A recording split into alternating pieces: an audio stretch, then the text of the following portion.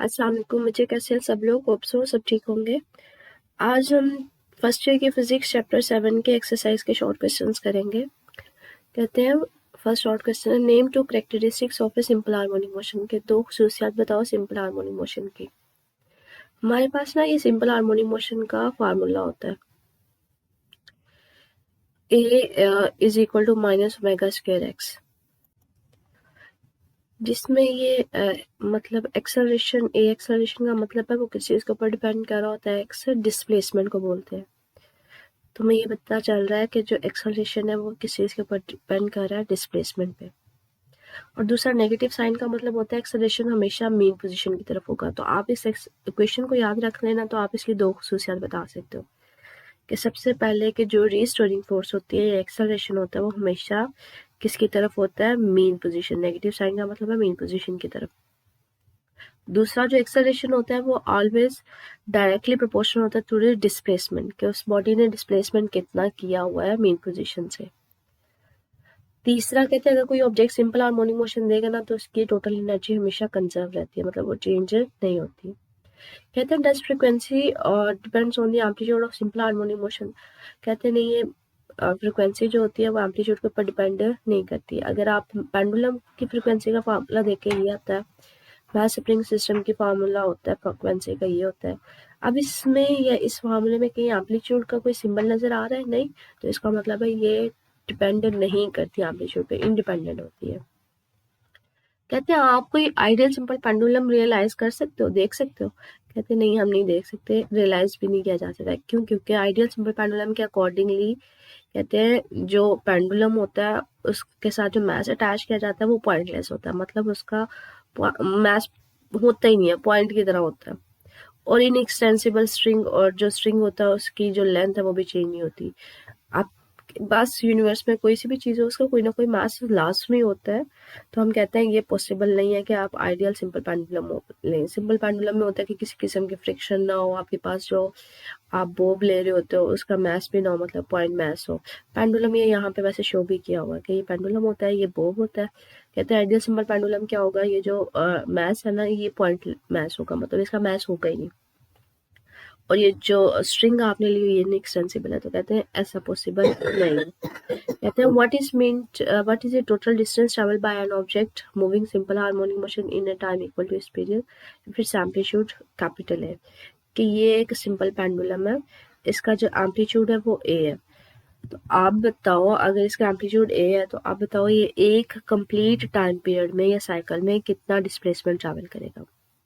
For example बच्चे ये अगर डिस्प्लेसमेंट ए गिवन है ना, तो एम्पलीट्यूड ये भी ए ही होगा। तो आपने एक कंप्लीट वाइब्रेशन में बताना है। तो मैं अगर कंसीडर करती हूँ कि ऑब्जेक्ट जो है पहले यहाँ पे था, उसने डिस्टेंस ट्रैवल करना शुरू किया। मैं कहती हूँ पहले वो यहाँ से आएगा, यहाँ पे ए डिस्टेंस ट्रैवल करेगा, फिर इधर से इधर आएगा, फिर वापस आएगा, फिर दोबारा से वापस आएगा। तो जहाँ से शुरू हुआ वहीं से भी वापस आ गया। तो इसको कहते हैं ए कंप्लीट टाइम पीरियड या एक वाइब्रेशन। तो बच्चे यहाँ से यहाँ पे आने में कितना डिस्टेंस ट्रेवल हुआ, ए। फिर यहाँ से यहाँ पे आने में दोबारा से ए प्लस ए 2 ए, वापस जाने में 3 ए, और फिर और वापस जाने में कंप्लीट वापस जाने में 4 ए। तो टोटल डिस्प्लेसमेंट कितना ट्रैवल करेगा, 4 ए। कहते हैं what happens to the time period of a simple pendulum अगर उसकी लेंथ डबल कर दी जाए और सेकंड थिंग इज दैट उसका मास डबल कर दिया जाए। तो सबसे पहले तो सिंपल पेंडुलम का जो टाइम पीरियड का फार्मूला है उसको राइट डाउन करते हैं। तो ये टाइम पीरियड का फार्मूला राइट डाउन कर दिया है। कहते हैं लेंथ को डबल करना है, तो लेंथ जो टाइम कर दिया है मैंने टाइम पीरियड से प्राइम से शो कर दिया कि अच्छा वो भी चेंज हो गया।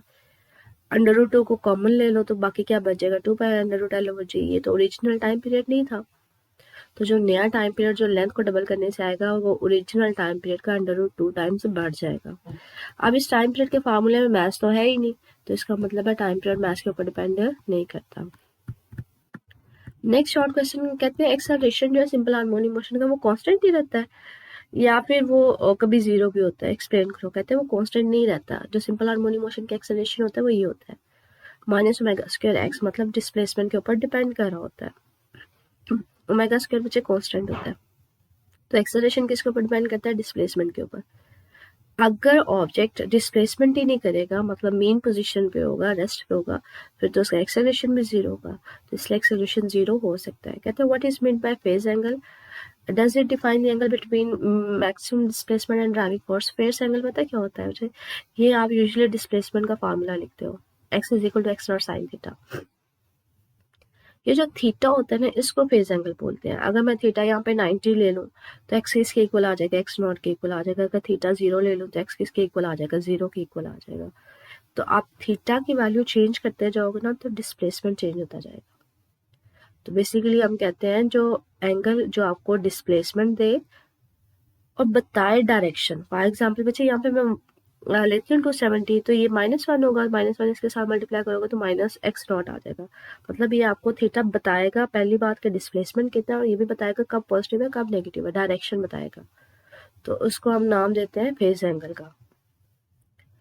ये आपको स्टेट ऑफ मोशन के बारे में बता रहा होता है कि कब डिस्प्लेसमेंट होगा, कब नहीं होगा, कब पॉजिटिव होगा, कब नेगेटिव होगा। और ये आपको किसी किस्म की इंफॉर्मेशन नहीं देता मैक्सिमम डिस्प्लेसमेंट और ड्राइविंग फोर्स के दरमियान। ठीक है, नेक्स्ट शॉर्ट क्वेश्चन है हमारे पास, कहते हैं under what conditions does the addition of the simple harmonic motion produce a resultant which is also simple harmonic। के दो वेव्स है, सिंपल हार्मोनिक मोशन है, आप उनको ऐड करें तो रिजल्टेंट भी सिंपल हार्मोनिक है। कहते हैं कि जो दो सिंपल हार्मोनिक है उनकी फ्रीक्वेंसी भी सेम होनी चाहिए, उनके नेचर मतलब कि मैकेनिकल वेव्स हैं तो मैकेनिकल वेव्स ही दोनों होनी चाहिए, और दूसरा उसमें तीसरा क्या है, कांस्टेंट फेज डिफरेंस होना चाहिए। अगर ये तीन कंडीशंस फुलफिल होंगे तो उनके एडिशन से जो रिजल्ट आएगा वो भी सिंपल हार्मोनिक ही होगा। नेक्स्ट शॉर्ट क्वेश्चन है, वो कहते हैं show that simple harmonic motion में एक्सेलरेशन 0 है, वेलोसिटी 0। अगर 0 नहीं है, वेलोसिटी 0 है तो एक्सेलरेशन 0 नहीं है।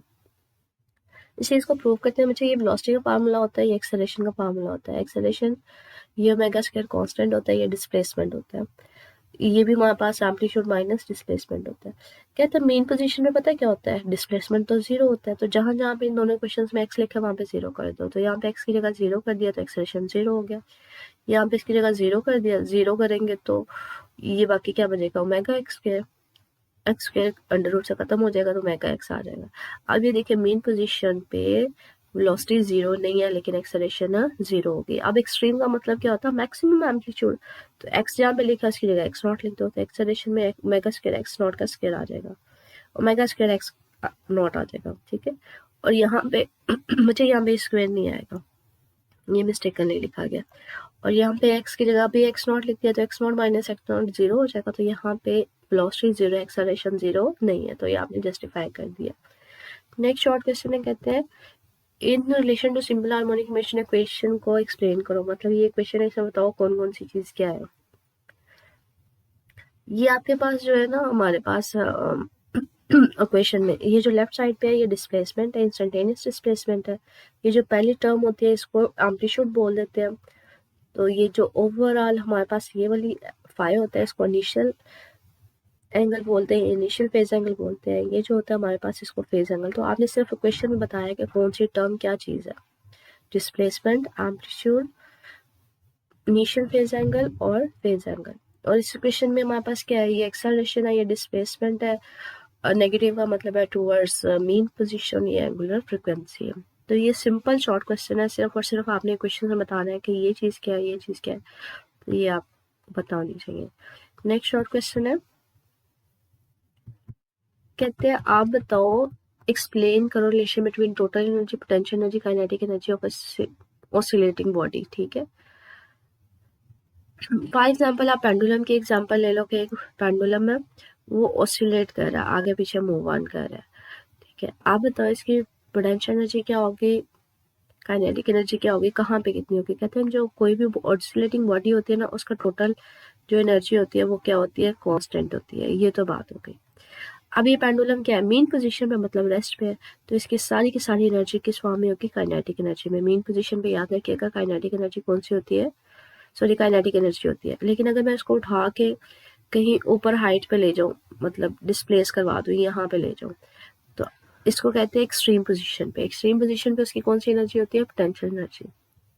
मीन पे काइनेटिक, एक्सट्रीम पे पोटेंशियल, और इन दोनों के दरमियान क्या होगी, थोड़ी सी काइनेटिक होगी, थोड़ी सी पोटेंशियल होगी।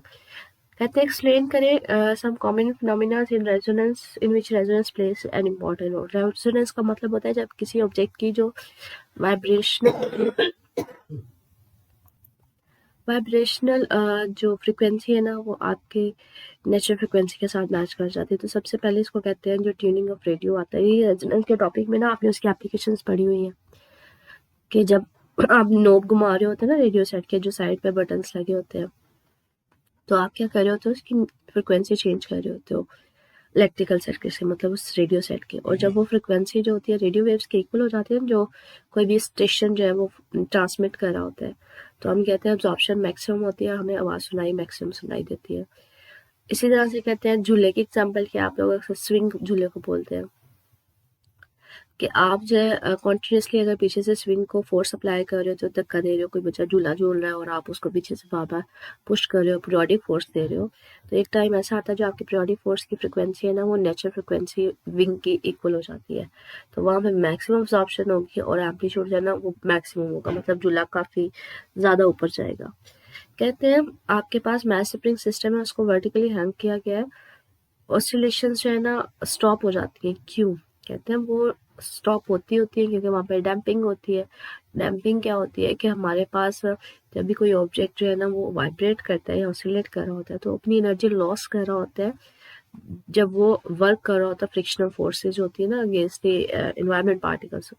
तो आहिस्ता आहिस्ता उसकी एनर्जी लॉस होती जाती है, एम्पलीट्यूड कम होता जाता है, तो हम कहते हैं इवेंचुअली जो मोशन है उसकी वो रुक जाती है। हमें पता है हमारे यूनिवर्स में कोई भी चीज़ है मुसलसल मूव नहीं करती, आहिस्ता कहीं ना कहीं आहिस्ता आहिस्ता होती होती वो रुक जाती है। तो ये बेसिकली फ्रिक्शनल फोर्सेस के अगेंस्ट वर्क करते हुए उसकी एनर्जी लॉस हो रही होती है। स्टिल इससे रिलेटेड कोई शॉर्ट क्वेश्चन पूछना हो तो मुझे मेरे से पूछ लीजिएगा। ओके, अल्लाह हाफिज़।